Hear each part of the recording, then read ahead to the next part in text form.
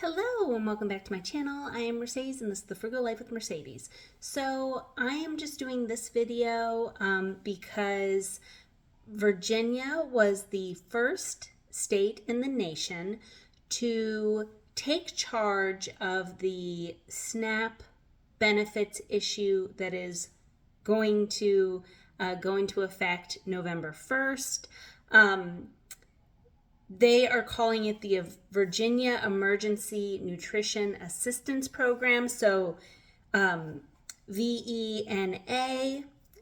And Governor Glenn Youngkin of Virginia said on the 29th of October, so today is the 30th when I'm filming this, so he said it last night, that he is using Virginia surplus to help fund that.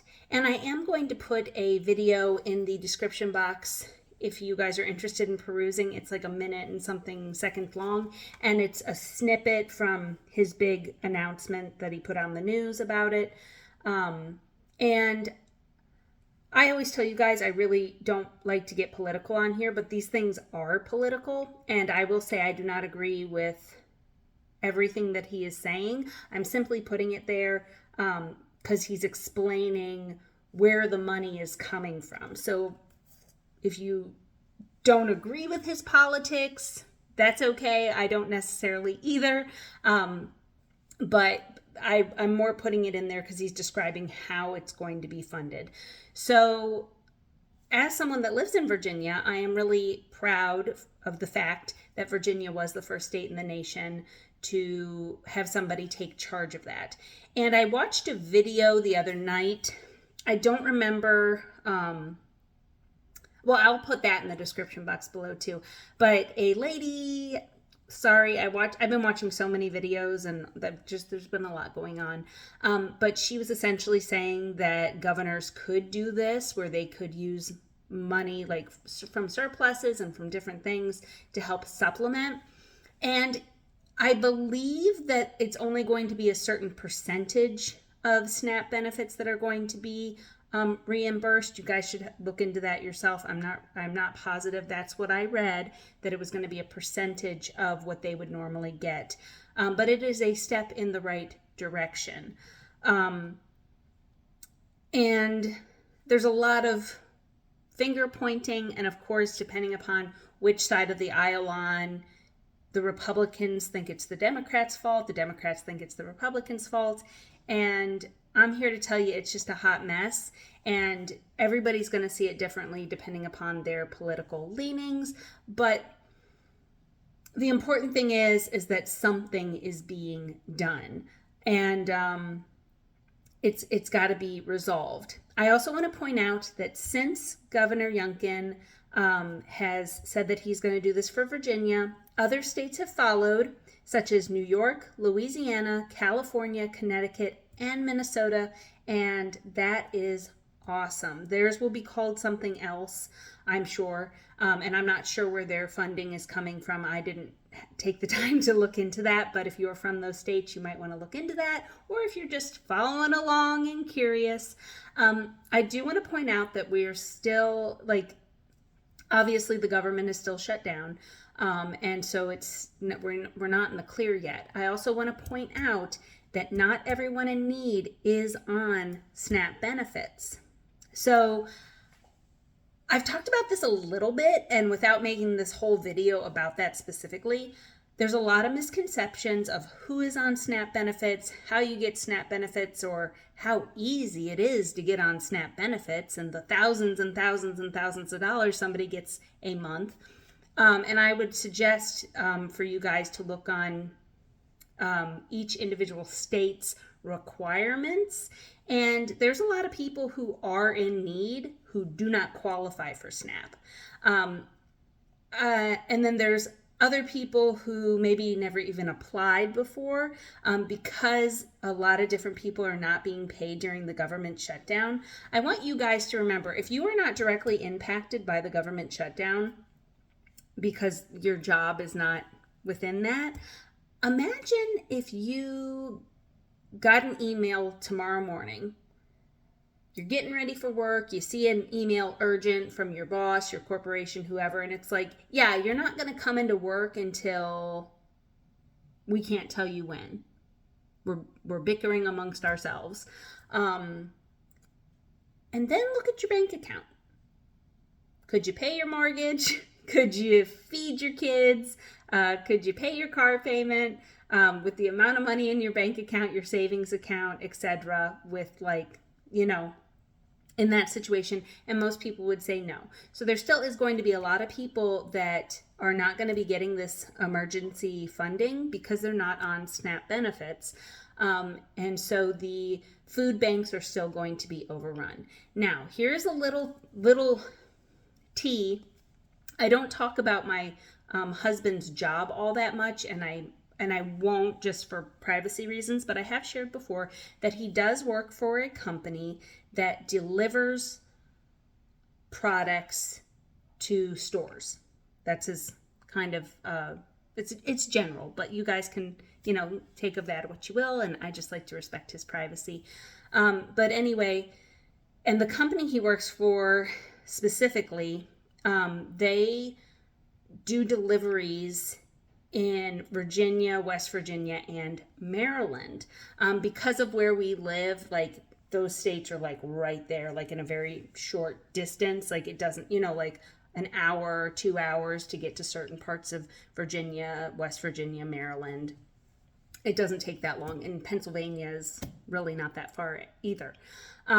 So he told me that one of the guys that lives in Maryland had mentioned that some stores are going to be closing if this continues because they are afraid of possible riots and different things like that. Now, again, guys, this is just guys talking at work. I don't know this guy, but my husband relayed this to me, so I don't know if this is factual.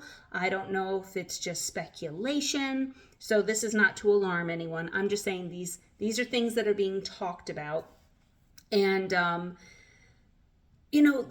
is a legitimate concern. Do you know what I mean? Like that could happen. But I also think that could happen even if there wasn't a government shutdown and people's benefits or people's way of life. And I'm not saying way of life as far as benefits, but way of life as far as like income from a shutdown. You know what? Things are just way too expensive. That could cause a riot, in certain communities, where people are being affected by price of housing increases and layoffs and different things like that. So that could happen. But especially with the government shutdown and people's benefits that they dearly need being affected, just as always, guys, keep your wits about you. And, I'm not trying to frighten anybody. I don't want anyone to be frightened, but, it will be interesting to see how that kind of all plays out. But yeah, I just kind of wanted to share that I was really happy about that, that's, going on, that certain governors are taking it into their own hands to try to fix their community as best that they can. And especially like with the Virginia's governor, like he's not running for re-election. Right now we have 2 women running for governor.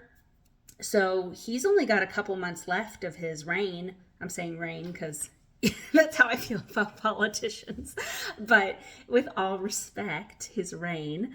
And he really could be like, you know what? I got a couple of months left. I'm just going to like sit back and just see how this plays out and leave the problem to the next person. So I do have some respect for the fact that even though he's only got a couple months left of his position, that he saw that there's a problem and that he clearly has a heart and doesn't want to see people suffer. And it's like, okay, what can I do? And this is something that I can do. So I do appreciate that. And on a side note, I did not know this, but Virginia has never had a female governor before. I was with one of the individuals that I take care of, and they were asking me has there ever been female governors? And I was like, yeah, there's been female governors. And they asked, like, well, when was the last governor of Virginia a woman? And I was like, I don't know. Let's look it up. Apparently, there's never been one. And now we've got 2 women running. So no matter how it turns out, our next governor of Virginia is going to be a woman. So I was talking to a friend of mine about it, and she was like, look at all these glass ceilings, blah, blah, blah. And I was like, yeah. So I just wanted to add that just because I was like, where am I going to add that into a video? So I guess here. So there's a lot going on.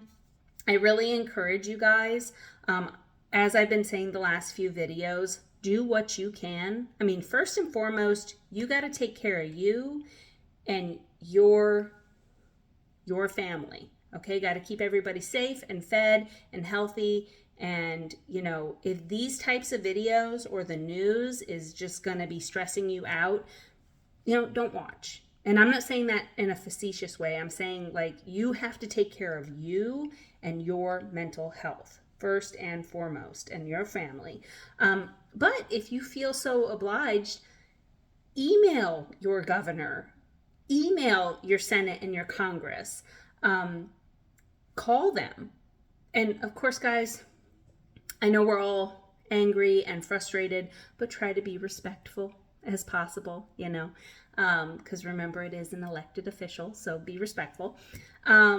And if you don't feel like you can be respectful, then just skip out on emailing and calling them. Do you know what I mean? You know, pray for them. You know, if that's something that you do, that's always an option. You know, sometimes that's all you can do. Do you know what I mean? Like, pass on, you know what, I really dislike this person or this situation, so I'm gonna pray for them, or I'm gonna send positive vibes. You know what, like, I hope only good things happen. You know what I mean? Like, that sometimes that's all that you can do. But anyway, I have chit-chatted enough. I've got some laundry to fold, or my husband's not going to have clothes for work tomorrow. But anyway, really, really proud of these governors that have stepped up. And I'm hoping that in the next couple of days, more do. Okay, guys, so stay positive and, you know, do the best that you can with what you got, and take care of yourself. And thank you guys so much for watching, and please consider subscribing to my channel. And until next time, bye.